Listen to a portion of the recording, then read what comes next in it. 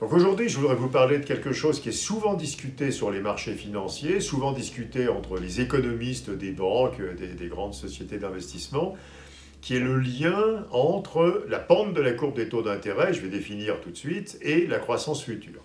La pente de la courbe des taux d'intérêt, c'est l'écart entre les taux d'intérêt à long terme et les taux d'intérêt à court terme. Et dans la pensée traditionnelle, la pente de la courbe des taux d'intérêt, donc l'écart par exemple entre un taux d'intérêt à 10 ans et un taux d'intérêt à 3 mois ou à 1 an, c'est un indicateur avancé de la croissance future. Et ça, c'est quelque chose qu'on entend souvent, en particulier dans les débats autour des décisions des banques centrales.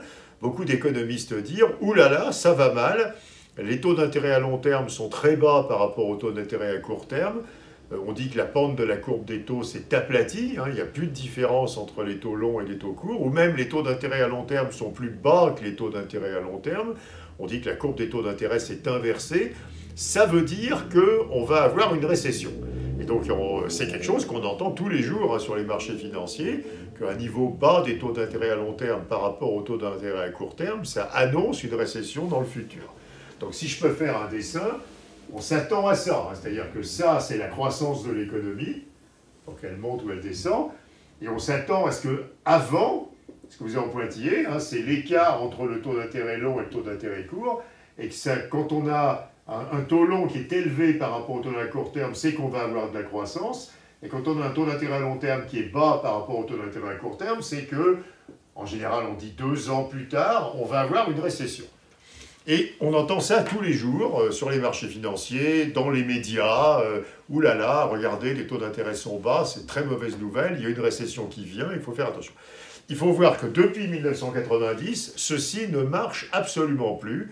Il y a dans la pente de la courbe des taux d'intérêt, donc je répète, dans l'écart entre les taux d'intérêt à long terme et à court terme, il n'y a plus aucune information sur la croissance future de l'économie. Alors ceci est lié, je pense, à un autre point que nous avons déjà abordé, qui est la disparition du lien entre inflation et croissance. Parce que dans les économies traditionnelles, quand il y avait de la croissance, au bout d'un moment, il y avait de l'inflation. Et comme il y avait de l'inflation, les banques centrales montaient les taux d'intérêt, et cette hausse des taux d'intérêt était anticipée par les taux d'intérêt à long terme. Les taux d'intérêt à long terme, c'est les taux d'intérêt à court terme anticipés dans le futur. Et donc, quand on anticipait de la croissance, on anticipait que dans le futur, les banques centrales allaient monter les taux d'intérêt à court terme. Et tout de suite, aujourd'hui, les taux d'intérêt à long terme augmentaient. Et donc, on se trouvait dans cette situation-là, où les taux d'intérêt à long terme montaient en anticipation de la hausse future des taux d'intérêt à court terme. Or, comme il n'y a plus de lien entre la croissance et l'inflation, la croissance n'annonce plus une hausse des taux d'intérêt. Et comme la croissance n'annonce plus une hausse des taux d'intérêt, il n'y a plus aucune raison que la pente de la courbe des taux ait un rapport avec la croissance future qui est anticipée. Donc surtout quand vous entendez ça, ne le croyez pas.